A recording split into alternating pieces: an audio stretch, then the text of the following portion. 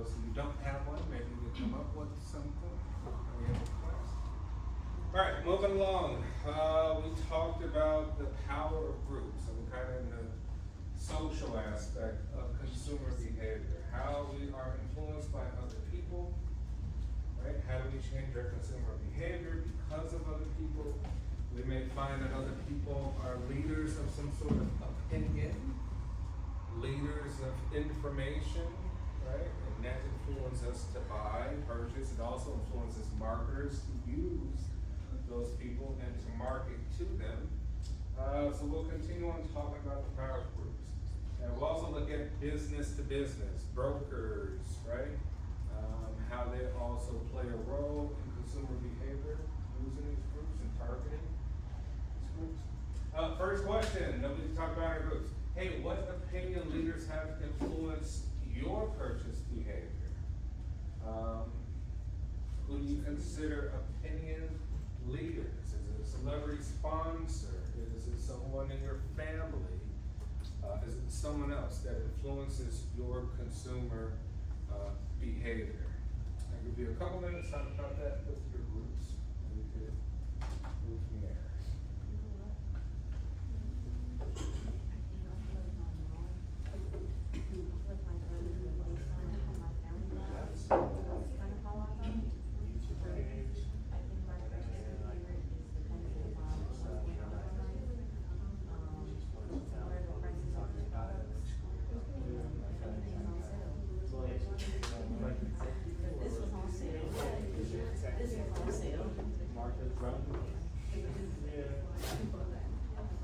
Yeah, I actually used to watch him all the time, right?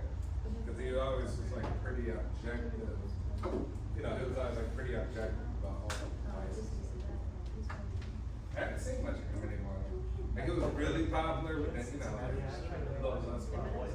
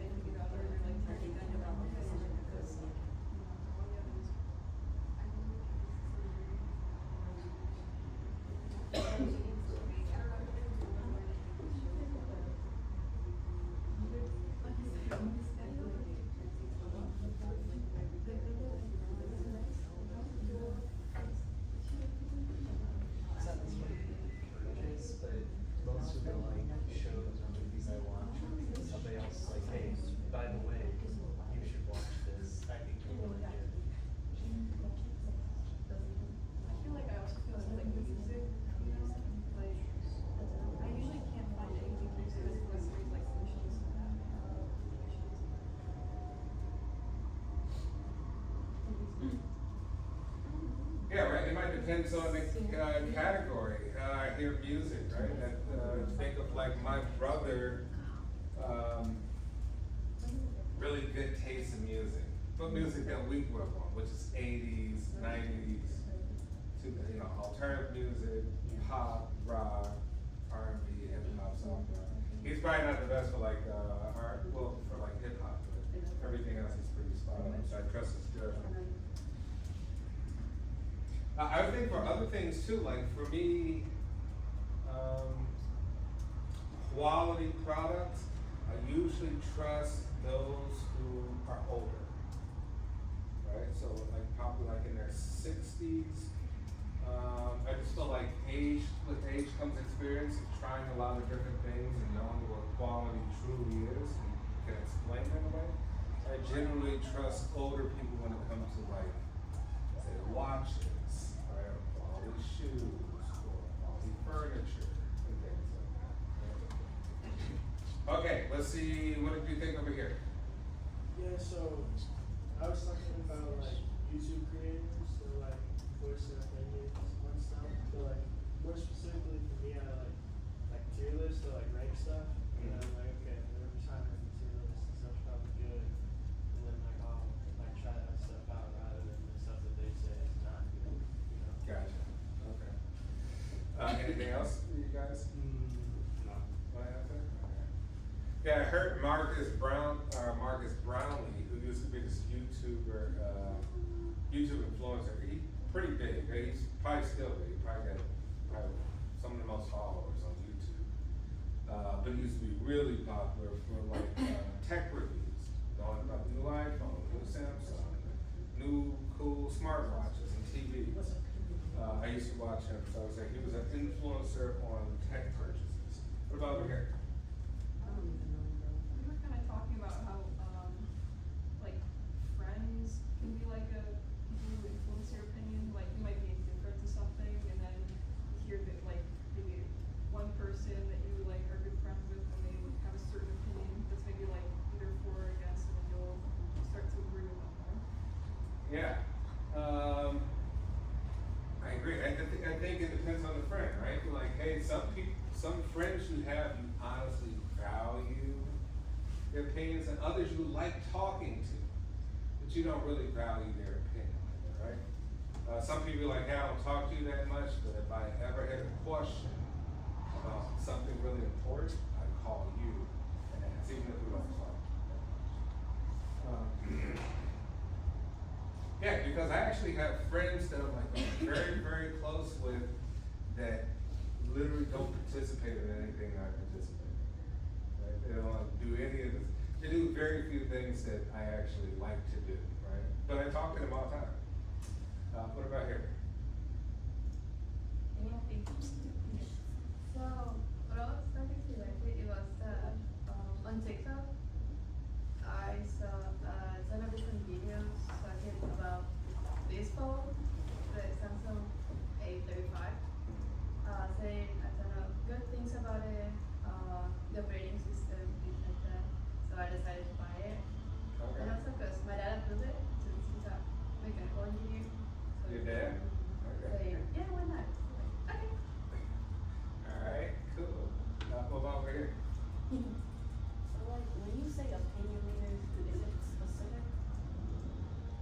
No, it could be any sort of Okay. context. So I feel like obviously with everybody, it kind of stems from your family, like how your family lives. So I feel like all the time I'm just that type of person. Like we go for the sale, we go for the clearance rack, you know, we go to Ross, we go to I don't know what other. There's Ross and there's another one, but I have like moments where I do that, but honestly, just generally, like when it comes to like my purchasing behavior, it's not really influenced by anybody but like the sales. Like Gotcha. CUC, they had a sale, 50% off. This shirt was $40, so I bought it. You know, but I feel like it all stems from like how I was Yeah. raised. Your family is about getting a good deal over anything that's kind of transferred into you. Anything else you want to add? Okay. All right, we got bloggers and vloggers, right? We just talked about people like the Marcus Brownlees or people on TikTok, right? Important online opinion leaders. We got the megaphone effect. The megaphone effect is amplifying the message, amplifying exposure and awareness. Things that can become viral on the internet, right? They start off very slow, and then for some particular reason, they just amplify. Dispreferred marker effect, right? We may find someone that we are influenced by, and they kind of disprefer it. They do not prefer something, so they kind of work in reverse. They make us not want to buy something. They may give an opinion like, oh, you know, it's okay, but, right? And we kind of take more of their exceptions to why not to buy something versus why to buy something. Surrogate consumers, right? There's an intermediary hired to provide input into purchasing decisions. Some examples here: interior decorators, right? You may need the influence or opinion of somebody on how to decorate your house. Right? You're gonna pay somebody extra money. You could have decided on your own, but you need the input, right? You don't have sort of the ideology of what decoration is about. Stockbrokers, right? Stocks could be complicated, right? Sometimes we need additional information about things because we don't understand them. They're complicated. Financial instruments, insurance, investments, cryptocurrency, things of that nature. We may need someone to provide some input. Professional shoppers. Right, so when they have, companies have buyers, so if you go into Marshalls or a Ross, TJ Maxx, something of the sort, you're like, wow, they have really great furniture here, they have really great accessories, pictures, etc., and clothes. They have a buyer that they hired that knows how to pick wonderful things that people in that area would like, right? Even Target.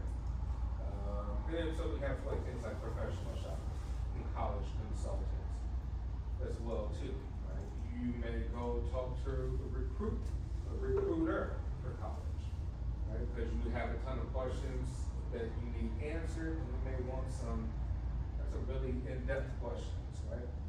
Things that could be very personal to you. You want to get the best information about that. Right? Consumers relinquishes control over decision-making functions. So we're actually giving up a little bit of our control because we're depending on other people. Right? So maybe our final decision, it's not completely our decision. It's partially others' decisions as well too. Marketers should not overlook the influence of surrogates. So if we are marketers, we should kind of look at this. We should get maybe other people involved, third-party intermediaries to convey messaging about information, quality, functionality, things of this, in order to reach our customers. Here we're going to talk about whether in a family or corporation, members of a group unit play different roles and have different amounts of influence in making collective decisions. In a household, yes, there could be a multitude of people. It could be husband and wife, children, grandparents, cousins, aunts, uncles, but not everyone agrees on the decision-making process, right? Some people in that household have some more influence. It could be for economic reason. Dad may say, I make the money, so I make the decision. Mom says, no, I run the household, I know what's going on here, so I'll make the decision on what we should have. And maybe the children also may have a little bit of influence, right? There may be some sort of dissonance between the two, some arguments or disagreements, but let's take a look. So in the collective decision-making process, two or more people who may not have the same level of investment in the outcome, the same taste and preference, or the same priorities, right? We say as a collective, but we all don't like the same food in the house, right? We don't have the same priorities or needs or demands, and we don't have the same investment in the outcome, right? Children don't have that much of investment in the insurance of the house, the mortgage, the investment in the home, other things like that. Some key roles in the collective decision, right? Someone has to initiate that there's a need. Hey, we need toilet paper. Yeah, you see you need toilet paper, but someone's actually gonna initiate the conversation or initiate going to get something. Hey, we need groceries. By the way, we need life insurance, right? By the way, we should buy a new car, right? How are we going to decide that as a collective group? Gatekeeper. Well, someone may be in control of the money. Like, we have a new car, but what is our budget? How much can we realistically afford, right? Someone is keeper. Someone is an influencer in that role, right? You may rely on the younger people in the household to say like, hey, you probably look at more stuff online. Tell me what's cool out there in terms of an electric vehicle. What have you seen on TikTok, social media, Instagram, Snapchat, etc. Right? So maybe a different person who's an influencer. Then we got the actual buyer. Whose name are we gonna put it in? Right? Is it the house in my name? Is it the car in my name? Your name? Who's going to make the purchase? Right? And then we have the users. Someone will use it more, someone will use it less, someone may not use it at all, right? So different kind of factors here when we try to make collective decisions. Factors that influence it, interpersonal need, right? Needs between the people, needs in between the people. How badly one person wants it versus how badly another person wants it, right? We may not all want it the same. Product involvement and utility. How will it make our life simpler? Will this simplify something in our life? Will it make us feel better about something in our lives, right? And how involved will we get? Hey, who's responsible person? Who's gonna manage it? Right? We're gonna buy a new car, who's gonna take care of it, oil changes, etc., etc. Buy a new house, who's gonna make sure everything's paid, repairs, things of that nature. And then the power. When we say power, not only means, economic power, but it could be verbal power, person that you just listen to, or authoritative power, right? This person just kind of exerts control. Or maybe it involves trust. You give power to the person who's most trustworthy to make the best decisions, right? The intimate corporation, collective decision making in households. So we got a synoptic idea. Members of a family make decisions jointly, right? That would be ideal. In your households, do you have any responsibility in terms of major decisions about things purchased in the home? Whether it be cars, groceries, et cetera, et cetera. Anyone? Anyone here where you actually have influence on anything being purchased in the household? Yes. I mean, I would say influence, but like, I don't make any decisions when I'm living at home. It's like, you know, telling mom, dad what I want from the grocery store, you know what I mean? But like, other than that, nothing really, like, that's pretty much it. What about your college education?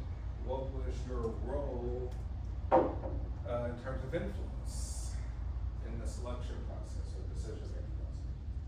Was it your choice or was it a joint effort? Was your ideas were considered at all? It's like, oh, no, you're going here. How was it? Yes. I would say for me, it was like my decision. Completely your decision? Yeah. Okay. Because I knew I would do one thing for school, so I would do that. I see them and we do positions, especially for extra for the class stuff. But like, depending on that, I would see what I was able to afford. Okay. Anyone outside of family influence your decision to come here? My aunt, she came here, got her master's in education. I originally wanted to be a teacher. Okay. Alright, so complete decision by you, because you're paying for a school and taking care of all the administrative stuff. But Aunt had one here, so she's kind of a gatekeeper of information about the experience, right? This is my experience.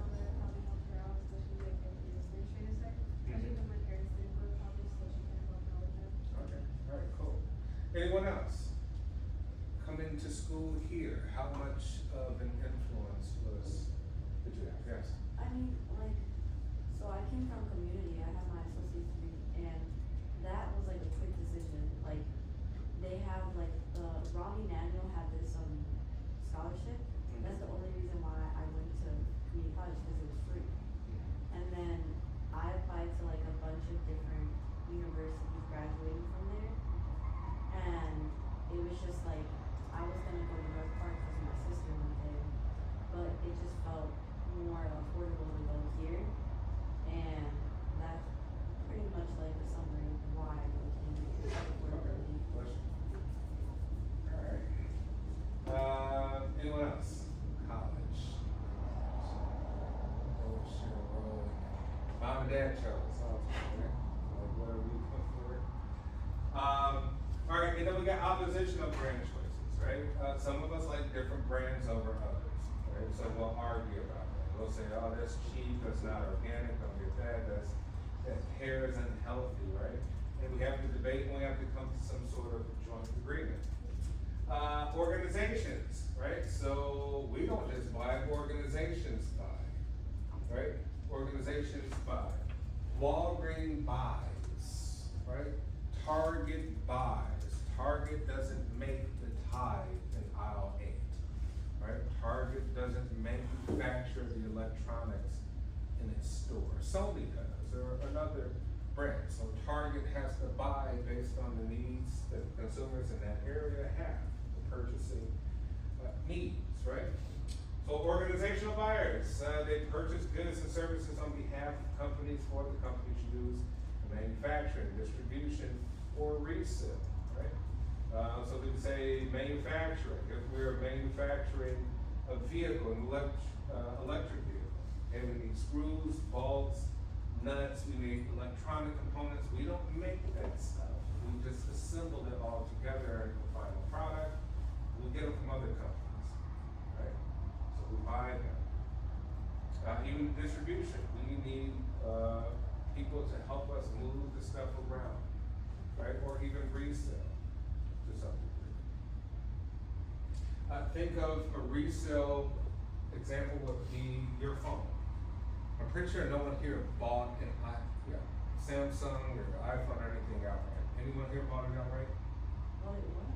Outright. Like, just bought the whole phone. You went into the Apple store and paid $1,600 for the iPhone. No, you probably, who here got their phone through T-Mobile, Sprint, Verizon, etc.? Pay a monthly fee. Right? So you're like, hey, the biggest buyer of phones is not you. It's not consumers. Biggest buyer of phones is probably cell phone providers, right? Verizon, T-Mobile, AT&T, Boost Mobile, whoever. They probably buy the most phones. Why? Because no one can afford to give Apple $1,600 for the brand new phone, right? You're not gonna do that. You're like, hey, I'll pay $40 a month on my bill so I can have a new phone. So right, so we say, hey, we need people who resell, and they resell it back to us. Right? They bought it from Apple, resell it back to us. B2B, business to business marketers, right, must satisfy the needs of organizations. Just as we have needs and demands, so do organizations have needs. These involve many people, requires precise technical specifications, right, a lot of metrics. Based on past experience, what was sales last year versus this year? Careful weighing of alternatives, right? These are long-term commitments, right? They're not changing suppliers day to day. You sign a contract, this will be your supplier for 2 years, the next year. So these have to be very analytical decisions, right? Not like us, we can make impulses. Companies cannot, organizations can't be impulsive. Some may require some risky decisions, right? You may start working with a business that potentially might go bankrupt. You think they sold you a bunch of cheap stuff, but they are cheap because they're about to go out of business. Let's say about a business, now you no longer have a supplier, you can't get to your customers, and so they start going to a competitor. Now you're out of business too. That involves substantial dollar value, so a lot more than what the average consumer would spend. Places more emphasis on personal selling. You say personal selling, why? Hey, we're gonna sell you an X-ray machine. Nobody knows how X-ray machines probably work. You need a human being to explain to you how this could work with all your patients in this giant hospital, right? Cancer patients, et cetera, et cetera. So they need things like that. Car salesman, tell me about the car. Lawyer, here's my case. I don't know how to defend myself. I don't know the law like that, right? We sometimes need people who give us personal, or even just basic door-to-door salesmen, right? And sometimes you get the people with weed dealers, right? Lawn kind of management people knocking the door, like True Green or something like that. Right? Those type of people, right? Because you may not know about your own lawn, how to kill the weeds, how to make your lawn, your grass look really good, et cetera, et cetera. So is that impulse buying is rare. A lot of money being invested. Buy class theory of purchasing, right? So we say we do straight rebuys, modify, rebuy, new tasks, right? If we are ordering, meaning we are buying, we operate a business, we need to buy stuff to operate our business. We are ordering, we do a straight rebuy. We're buying the same stuff every time. We don't change it. Right? We order this amount of, let's say we're a supermarket, we order this amount of paper towels, toilet paper, hot sauce, pot, et cetera, right? Doesn't change. Have somebody just in the night that works there come and do the order. Right? Modify rebuy. Things may change. You may need modification depending on what kind of business you're operating. Right? It might be seasonal, so you have to change it. Might be the time of year, right? Whatever you're selling might not work with this time of year, so you have to change things. Or a new task, completely new ordering of new things altogether. Here, they're asking us, assume that you are a sales representative for a large company that markets laptop computers. Right, list all the people that may be involved in making the decision to purchase from you. Try to match all the people to their possible decision roles as outlined in the previous slide. Let's see. We don't have to be a computer company. But I would say this, talk amongst your group, think of a business operation that you know of that involves either a lot of individuals, if you can think of the individuals involved in that process, or very few individuals involved in the process of selling something. So I think maybe, try to think of one that doesn't have a lot. One that has very few people involved in the selling process, right? That they don't have a ton of distributors and suppliers and intermediaries in between. You give me 3 minutes to think about it.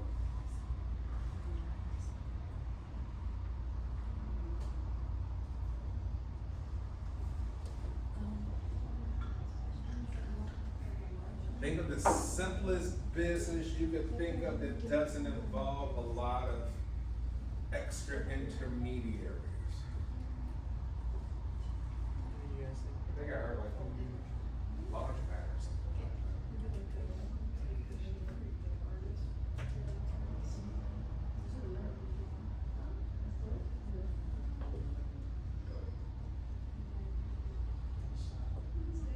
Freelance industry, like freelance copywriters.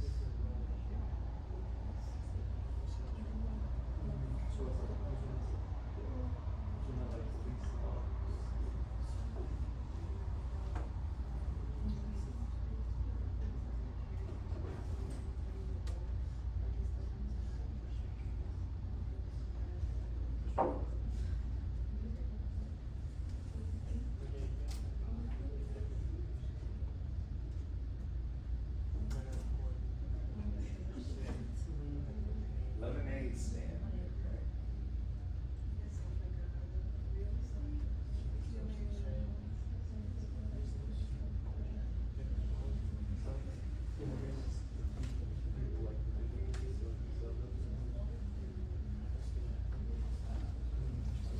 What would a car, if you were to buy a car?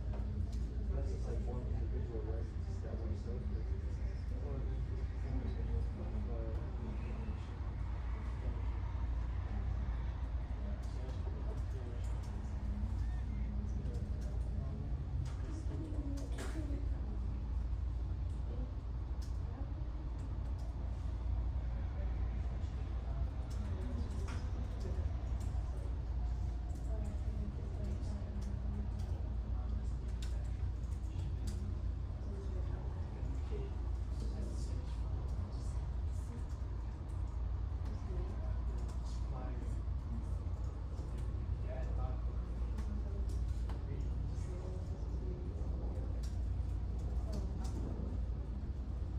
All right, thoughts? What do you think? I was thinking like any kind of like freelance, like artist or copywriter, like anybody who kind of like has online to like work directly with you. So like freelance, with like graphic design? Yeah, like yeah. Okay. All right, so hey, freelance artist, you're a graphic designer, you do painting, you make pottery, you do something of the sort, right? Now, a few people involved, you say, well, you do the marketing, right? You also do sell the product, you create the product, the final product. You might do the finances, the budgeting, and blah, blah, blah. Hence why we don't see large freelancers. Right? 8 people involved in that. You're doing all that time, there's only enough time in a day, we all only have 24 hours. You say there's a limitation there, right? Unless you're so unique that people pay millions of dollars for one piece of artwork, that could be an exception to the rule, but you probably find yourself pigeonholed, right? So you probably will need more people.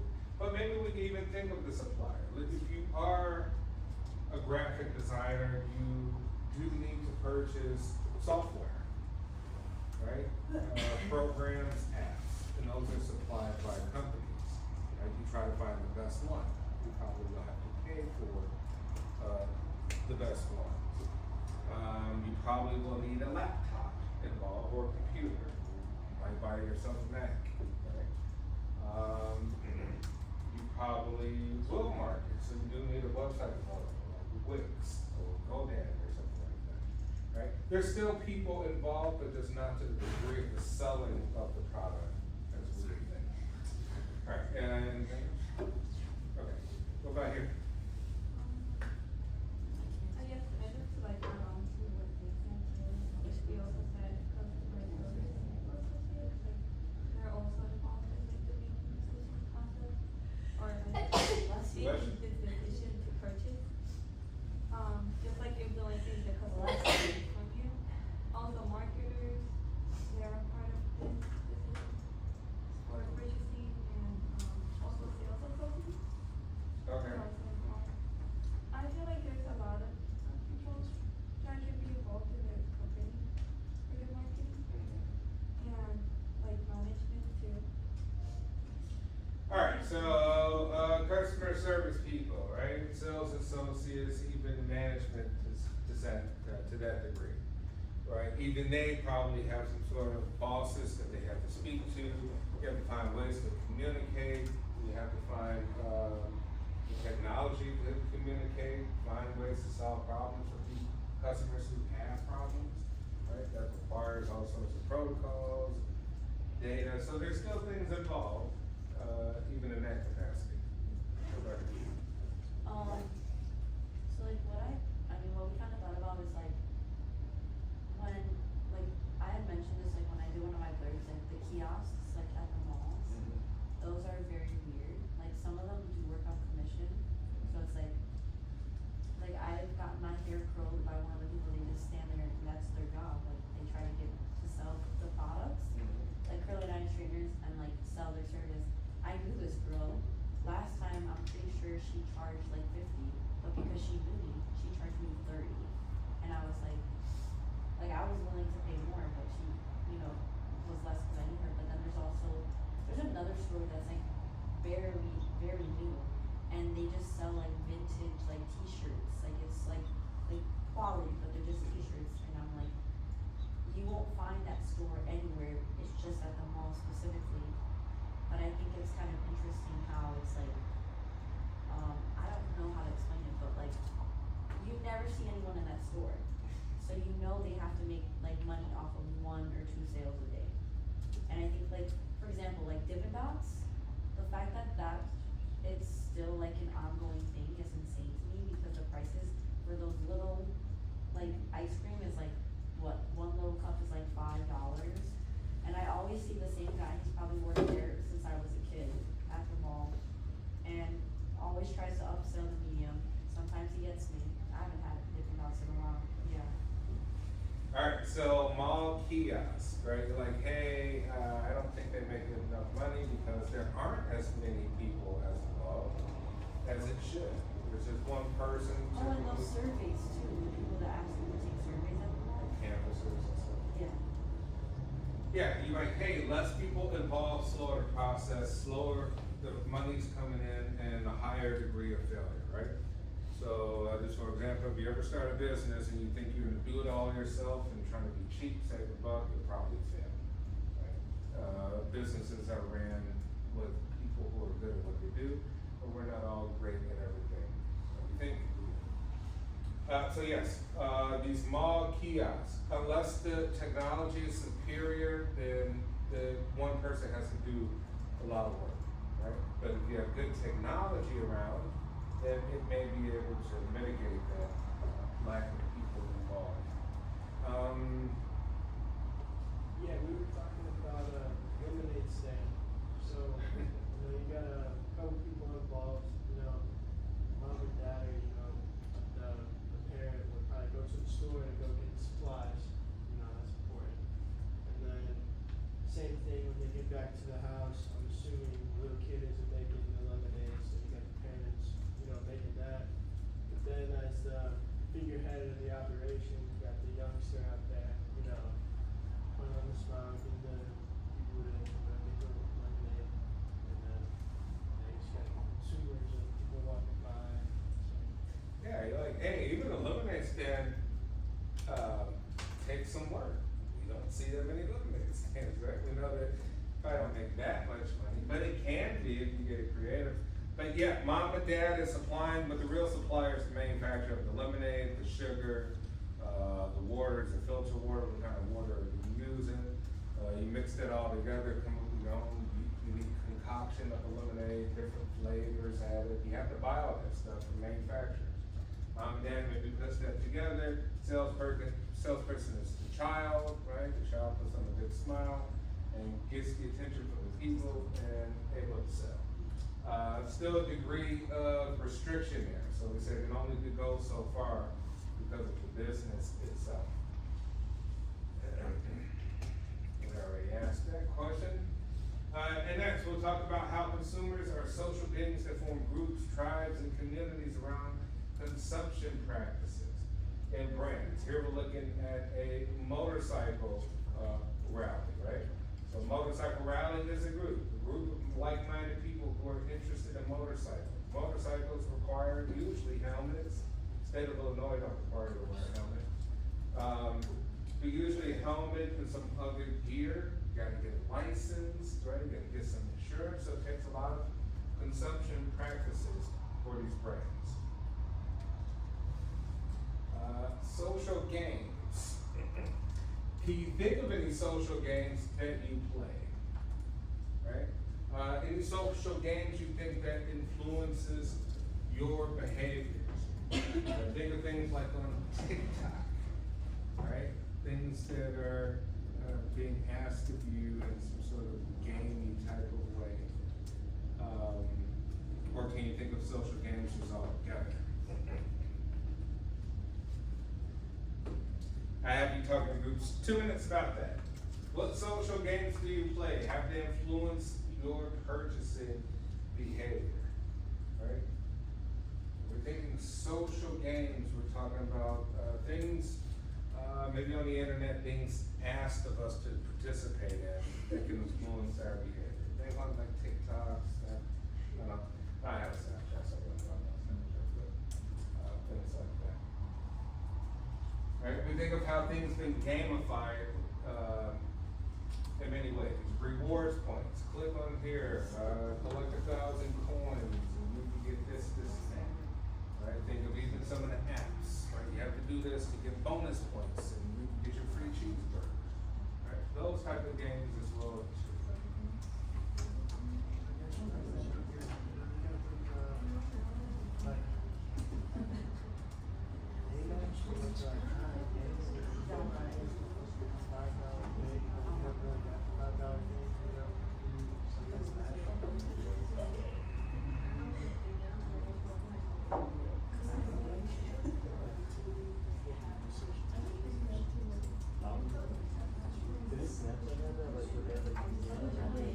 Is Snapchat still popular? Like very popular, you think?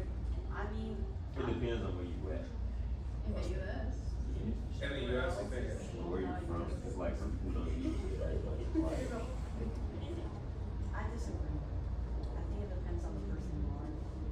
Yeah, That's Okay. really, cause like, I mean, I've been using it since high school, that's when it came out, and I'm doing it, so. Is Snapchat still popular among your generation, or is TikTok more popular? TikTok is 100% more popular. More popular. Yeah. And Snapchat will be for whom?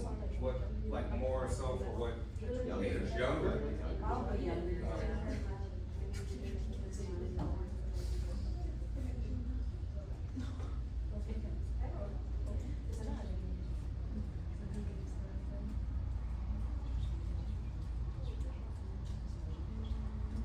don't feel like anyone would. I think it was like, there's like a hashtag, and everybody was like, think of the hashtag, Facebook challenge, or like, I'm sure, I know that like some.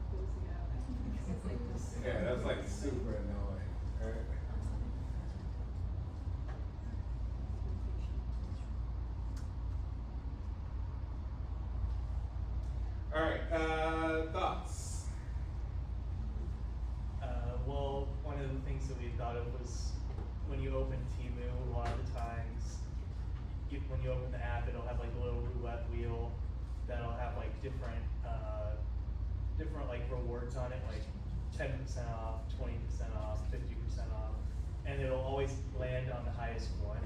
And at the bottom it will say that the outcome was decided already. But it makes you think in your head, oh, I just won this great deal, nobody else is gonna have this deal. Yeah. When in reality, probably everyone who opened that app around the same time as you got the same See, deal. the same stuff happening us. Right, so, Timo is using this, like exclusion effect, making you feel like you're an exception to the rule and you're unique in your savings, and we all know it's BS. Over here, what do you think?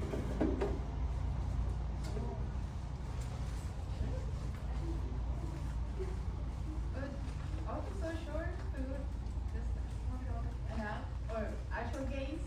Yeah, I mean. It would be actually, And, well, the game that influences your behavior to buy something. So, so we're thinking about Roblox, since we can interact with other people, but also the purchase behavior, because the game has a currency called Roblox, that if you have them, you can like customize your character or play other types of games. we can also purchase items in the little mini games. Inside the games within games. Alright, cool. Over here, could you think of anything? On social media, sometimes you have the game, or you can win something, you have to comment. Oh, I know what you're talking about. So, actually, basically, like, for example, I think it was some scholarship account, where like, oh, they were giving away headphones. I'm pretty sure we got this email, all of us got this email a while ago. And it's like, okay, you tag 3 of your friends in the comments, you post it on your story, and you can win free headphones, Sunny or something, really nice headphones. Okay. Yeah. Alright, cool. I play 2K a lot, you know, 2K basketball game. So they basically influence you to buy stuff in the app when you first buy it because you can't do nothing 60 overall. Yeah. Basically sucks. So you have to go buy some PC to upgrade your career. What do you buy? It's like different bundles. Like they give you like 5,000 is like $10, and then it just increases. Gotcha. Yeah, you have to buy it. You can't play. Yeah, and think about it, like a lot of these, even the games are like, if it's a character-based game, you might spend $1.99 to upgrade, have a character look, a gun that something that it has, right? Something to amplify your character to make it more successful, right? So it shows that it works. Who influences us? Consumer communities, right? Collective networks of social relations centered on a brand, right? So we may follow particular brands, say like on Instagram or something like that, right? A collective. Brand secret micro collective, very small, secretive, ephemeral. So those small groups, right, who would be a little bit secret about what they do. I buy a lot of Ralph Lauren, Polo, right, and Polo has, you know, this group, what people call it, low lives, right, Polo, so low lives, whatever. And they buy up all the collector's items of Ralph Lauren Polo, stuff like the 90s, things you can't get, right, so they're kind of like this secret group that buys up all the exclusive stuff that you really can't, you know, can't get everywhere, right? Stuff on eBay and stuff like that. Consumers rally in movements toward or against causes they care about, right? So we know that people, companies could be canceled, right? Like, hey, they're going against my political ideology, let's hashtag cancel such and such, right? Let's hashtag cancel Dr. Ross. Yeah, that could be hashtag cancel Dr. Ross, right? You get very popular on that. Culture of participation, and then we have brand communities. Brand community here, they have StockX, right? Buy and sell authentic sneakers. So StockX could be a community, right? A community of people who are sneakerheads, right? So if you're a sneakerhead, you're part of StockX. You probably even have ways for you to like hashtag talk about StockX on like Twitter feeds, right? trade shows, right, where you can buy like exclusive sort of, colorways, et cetera, et cetera. And lastly, we'll talk about key characteristics of online communities. We have standards of behavior, member contributions, degree of connectedness, right? How connected are the people? Network effects, support groups. Sometimes there's spiritual therapeutic sort of support groups, bio support communities, paradoxical, counter space. Right? Sometimes marketers, we say appeal to your emotions, appeal to your morality, or appeal to your logic. Right? So they put out information that makes you feel guilty or shame, or something about the environment or a cause that should be cared about that they think, or they put up an ad or something that involves a dog or a cat, and sort of grab at your heartstrings, right? Emotional appeal. And then lastly, gaming communities, social games we just talked about, leaderboards, badges, right? Game platforms, virtual goods and digital virtual consumptions. All right, that'll wrap it up for the chapter. Who wants to go first with their blurb? All right. Is it okay if I don't connect it? Yeah, you don't have to. Yeah.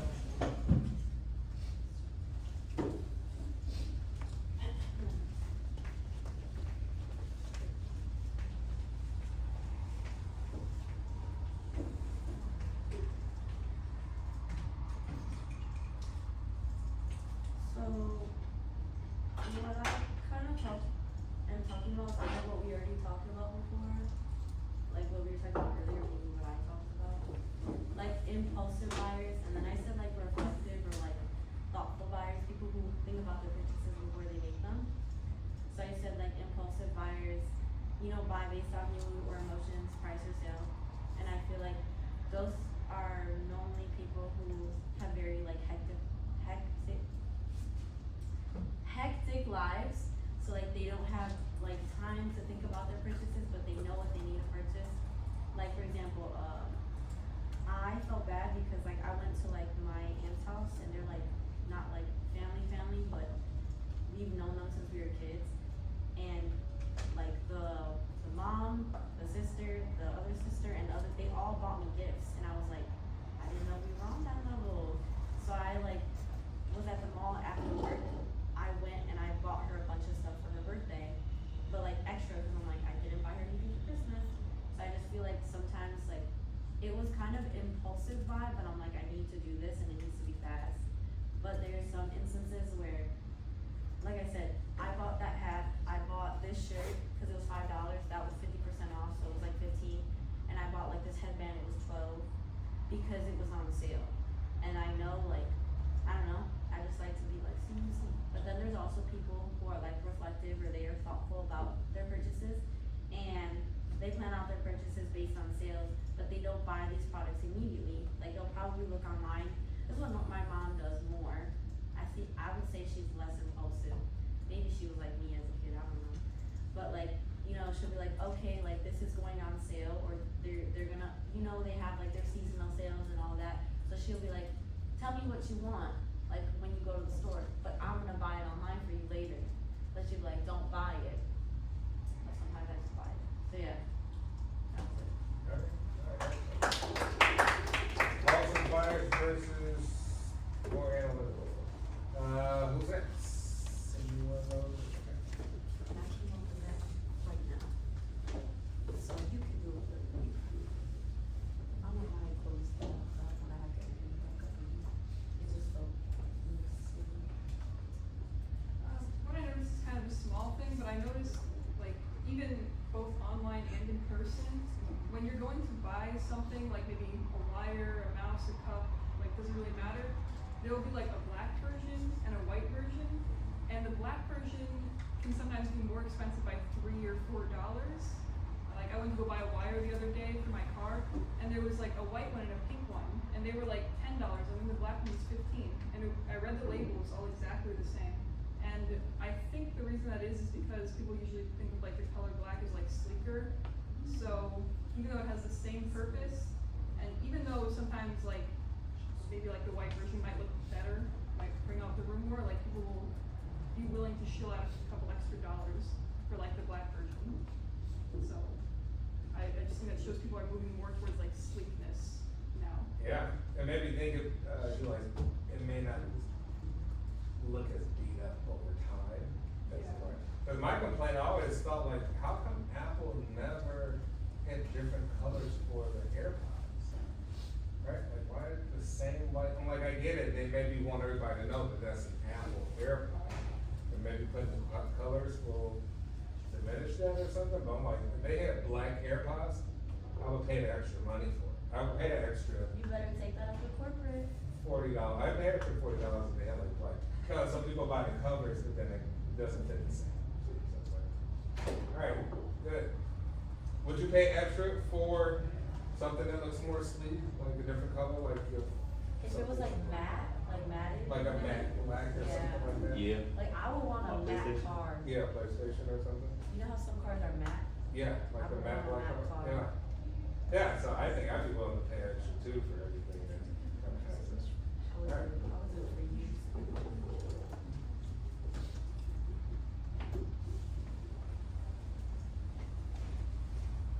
Yeah, kind of like the gold, MacBooks, right? They have the gold ones, right? But they're not, are they like really gold? Or is that like? No, this is the Microsoft. Okay, because I remember when they first came out with it, it wasn't like completely gold-ish. I think it's like a rose gold. It was like a rose gold, and I wanted them to come out with it. I would've bought the MacBook, if it was like a gold color one, not the rose gold, and that's why I'm buying this over there. So I went to the store recently and I noticed that anytime I go to the malls, Forever 21 is always closing. But like, I go there once or twice a year and every time I go they have the closing time, they have big sales, but they never close. And then I went to the mall in, Rosemont, and they were even selling like the fixtures and the furniture and everything that like if you're interested, like talk to the manager and sell you. So I'm assuming like now it's gonna get like really down to it. But I feel like a lot of people stop shopping there like for like online orders and stuff. I know they have some collabs that are kind of weird, like the Cheetos one. I think they're trying to get like a younger audience, but I think that was a flop. Yeah. And like they try, like if you go online, they have computer stuff. So I feel like a lot of people just overall stop going to the store. But I don't know, they're still around, and it's been like. They're still closing. Yeah, but they don't They don't close. They close. just have signs. So Yeah. yeah. Okay. Any Forever 21 fans? Me? How do you feel about them closing? I don't know, it came to a point where like, their clothes and like their style, I don't know, they're overpriced, and it's like they'll have, like, I'm not gonna say that word, they'll have stuff on the clearance rack, and it's like, this should just be in the garbage, in my opinion. I like a lot of their like, clothes and their style that they carry, but personally, like, their quality isn't worth as much as they price their products. They like, I would rather shop at Charlotte Russe, get them $10 top and they have a hole in it, which actually happens, so. Who's next? I didn't really know that was very much.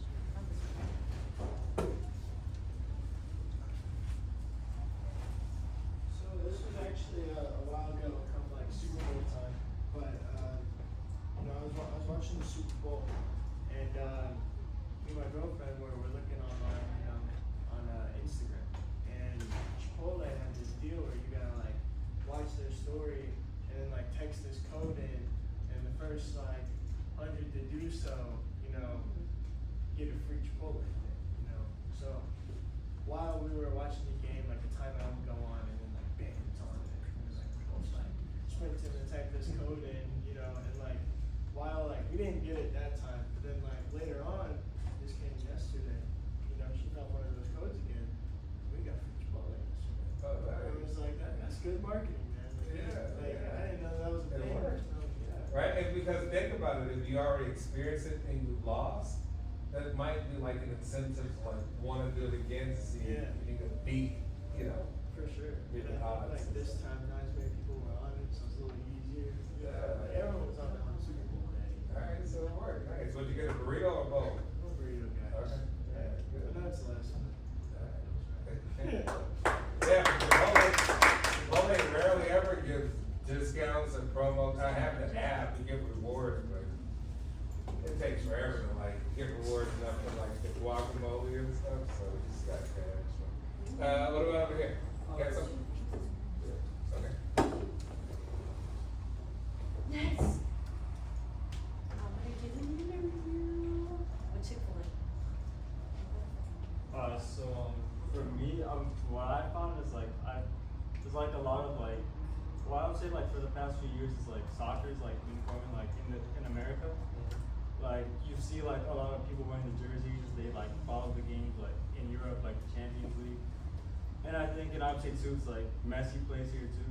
So, and I think it's like it's gonna keep on like, well, it's gonna like gotta keep on growing. And it's like you gotta think about it too, cause like next year is like literally like the World Cup. It's gonna be here. Yeah, LA, is it So LA? it's like, well, it's in the U.S., Mexico, and Canada. It's like a joint. Okay. Yeah, but most of the games gonna be played like in America. But yeah, like you could kind of like, I think it would be like a big like spectacle though, cause it's like, cause they did have a World Cup like here in '94, and like the game kind of grew then, but like it kind of like stagnated. But like with now, it's like soccer's like rising.